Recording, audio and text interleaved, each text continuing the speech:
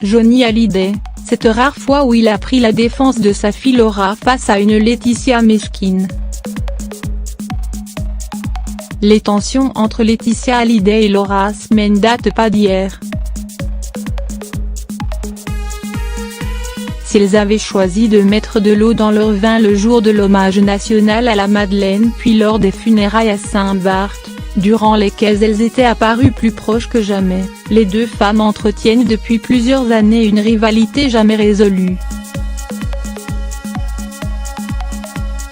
Ultime confirmation de la mésentente entre la comédienne et sa belle-mère, la lettre de Laura Asmeh, publiée à la surprise générale par l'AFP quelques jours après l'enterrement de Johnny Hallyday, dans laquelle elle s'adressait directement à son défunt père: « Voilà plus de 2 mois que tu es parti, tu me manques tellement, et en même temps je ne t'ai jamais senti aussi proche de moi et, toutes les nuits tu viens me voir dans mon rêve, je te vois, tu es beau, sans aucun tatouage, tu es enfin libre et tu cours dans le brume l'air totalement perdu et apeuré. » Tant de questions sans réponse.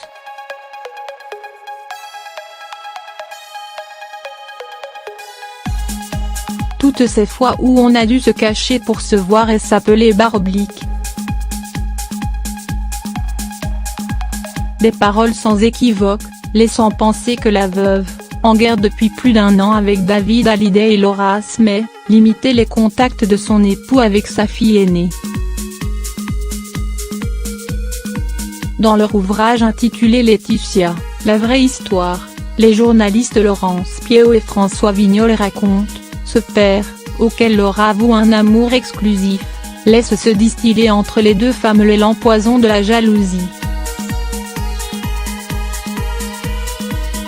Il doit cependant trancher parfois.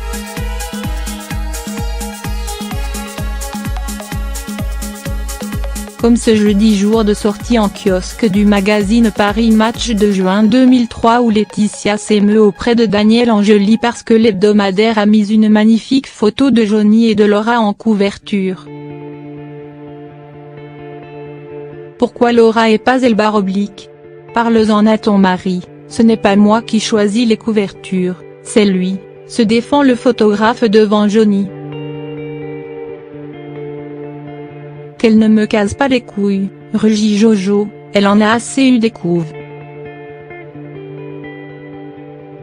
Lui qui détestait se mêler de ce qu'il appelait des histoires de gonzesses a pourtant ce jour-là pris la défense de sa fille face à une Laetitia qui serait finalement partie bouder.